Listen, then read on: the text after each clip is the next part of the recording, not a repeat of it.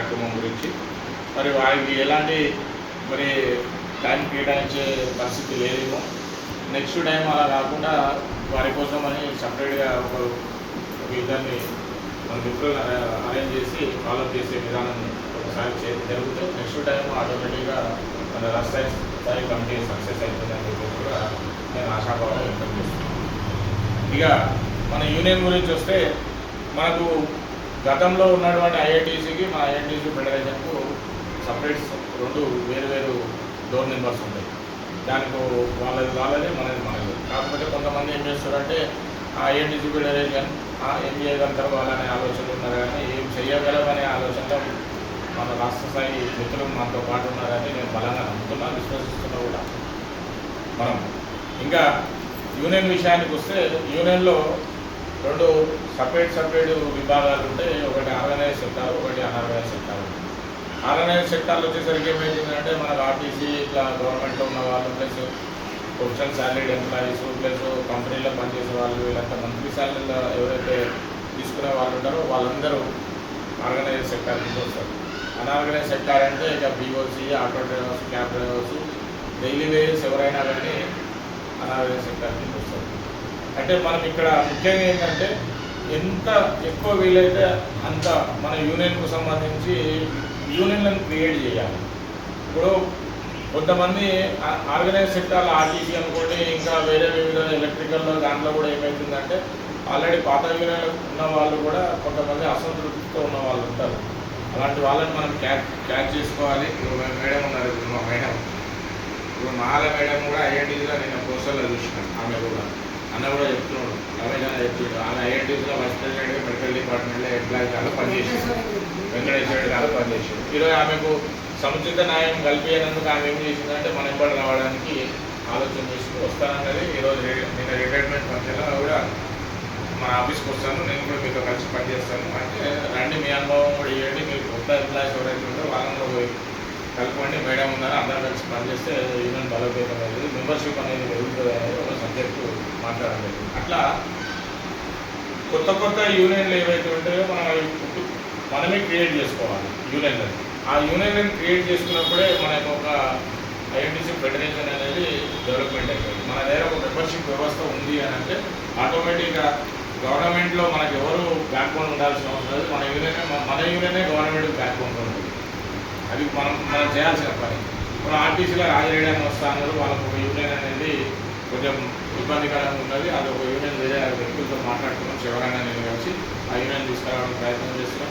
అట్లే నేను ఒక మిత్రుడు మన రఫీ ద్వారా కలిసిండు, ఇది ఎలక్ట్రికల్ దాంట్లో ట్రాన్స్ఫార్మర్స్ రిపేర్స్ చేసే వాళ్ళు ఒక్కొక్క డివిజన్లో ఒక 1300-1400 మంది ఉన్నారు అంటే వాళ్ళందరి కోసం మనం ప్రత్యేకమైనటువంటి ట్రాన్స్ఫార్మర్స్ రిపేర్ వర్కర్స్ ఎలక్ట్రికల్ తెలంగాణకు సంబంధించి ఒక యూనియన్ రిజిస్టర్ వాళ్ళకి చెప్తే అతను మంచిగా మనతో కలిసి పనిచేయడానికి సహాయపడుతున్నాడు. అట్లా ప్రతి చోట ప్రతి జిల్లాలో ఒక కొత్త యూనియన్ తయారు చేయాలి, కొత్త వ్యక్తులను తీసుకొని తయారు చేయాలి. అట్లా తయారు చేసుకుంటూ పోయే కొద్ది ఏమవుతుందంటే మన దగ్గర మెంబర్షిప్ పెరుగుతుంది, మనకి యూనియన్లు అప్డేటెడ్ వస్తాయి.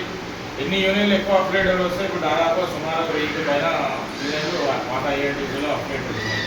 అంటే అది 78 సంవత్సరాల చరిత్ర ఉంది. మనం అంటే 1 తెలంగాణలో అయినా కానీ ఇప్పటికి మనం అంటే భయపడుతుంది. వాళ్ళు ఎందుకు భయపడుతున్నారు అంటే మన వాటర్ వర్క్స్ దాంట్లో మనం పోయి ఎలక్షన్లో కాంటాక్ట్ చేద్దామని ప్రయత్నం చేసినాం. ఆ ప్రయత్నానికి కొంచెం ఆలోచన చేసేది శివరంగా మేమంతా కొంచెం వేరే యూనియన్లను కూడా కలుసుకొని రేపు రాబోయే రోజుల జిహెచ్ఎంసీ గారికి మేడం ఇప్పుడు మేడం మీద బాధ్యత ఉన్నది. మేడం అప్లికేషన్ మీరు వేయాలి, ఫెడరేషన్కు ఎంతమంది మెంబర్షిప్ ఉన్నదని మనం తీసుకుంటే మీ ఎలక్షన్కు మనం కూడా అడుగుదాం. మెడికల్ డిపార్ట్మెంట్లో కూడా ఎలక్షన్స్ రావాల్సిందే, ఖచ్చితంగా మన జెండా మీ ద్వారా ఎగరాలని చెప్పేసి సభాముఖంగా మీకు విజ్ఞప్తి చేస్తున్నాం. ఎందుకంటే అట్లా ఒక చోట మన జెండా ఎగిరింది అనుకోండి, ఆటోమేటిక్గా గవర్నమెంట్లో మన గుర్తింపు వచ్చినట్లే.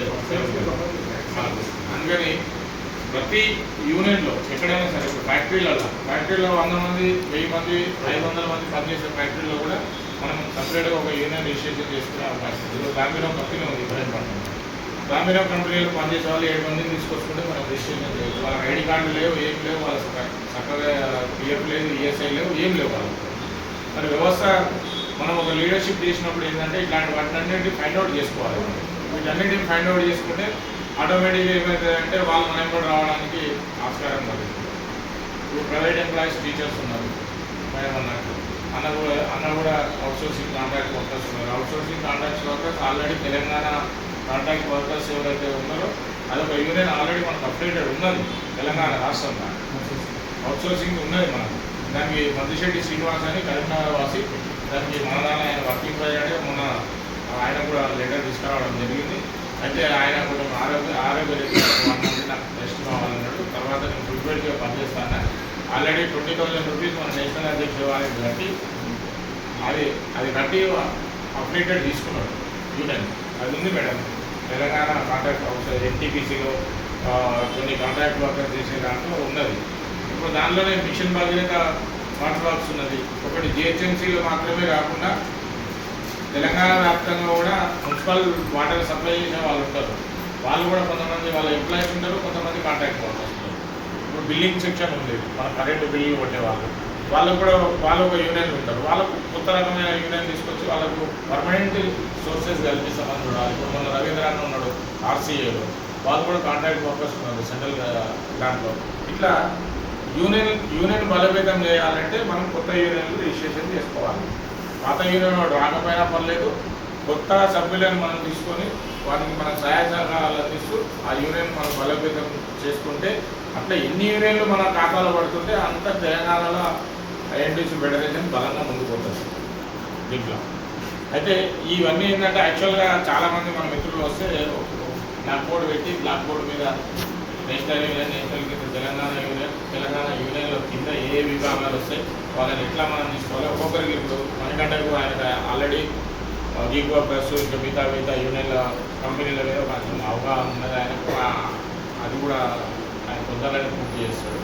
ఇక మీరంటే కాంట్రాక్ట్ వర్కర్స్ ఉన్నాయన్న. ఇక మేడం అంటే మహిళా శక్తి 33% కొట్లాడతారు, కానీ ఈడ కూడా 33% కావాలని అడగాలి లేడీస్. మేడం యూనియన్లో కూడా 10 మంది మొగ్గులు ఉంటే ముగ్గురు 3 పాయింట్ అంటే 4 కనీసం పోస్టులు తీసుకోవాలి. వీటి దగ్గరికి వచ్చే వాళ్ళకి ఏమో రారు, సీట్ల కాడ దానిల కాడ కొట్లాడతారు. ఎమ్మెల్యే సీట్లు కావాలని అంటారు. యూనియన్లో పనిచేస్తే అట్లా మీరు కూడా మీ కమిటీ తొందరగా తీసుకొచ్చి మనకు వేయండి. అట్లా ఎక్కడెక్కడైతే మనకు అవకాశాలు ఉంటాయో అక్కడక్కడ మనం యూనియన్ స్థిరంగా బలోపేతం చేసుకుంటూ పోతుంటే ఏమవుతుందంటే రేపు పొద్దున నేషనల్ అధ్యక్షుల వారు కూడా అరే రాష్ట్రంలో నేను ఒక మంచి కమిటీకి నేను బాధ్యతలు అప్పచెప్పిన, ఆ కమిటీ సభ్యులంతా ఒక కుటుంబ సభ్యులుగా పనిచేస్తారు. చిన్న చిన్న విభేదాలు వస్తాయి, మాట పట్టింపులు అన్నీ వస్తాయి, ఎక్కడైనా వస్తాయి, కుటుంబంలో నడుస్తుంటారు కాబట్టి మన దగ్గర కూడా అవి నడుస్తాయి. కాకపోతే శేఖరణ కదా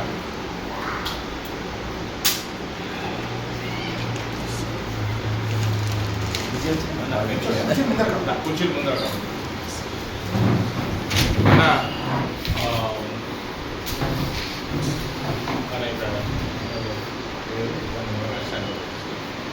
అన్న కూడా సెక్రటరీ అన్న నెల్లూరులో శేఖర్ అన్న. మొన్న అన్న వేరే విషయంలో ప్రాబ్లమ్ అయ్యి రాలేకపోతే వాళ్ళే ఒక 200-300 మంది వచ్చేటోళ్ళు.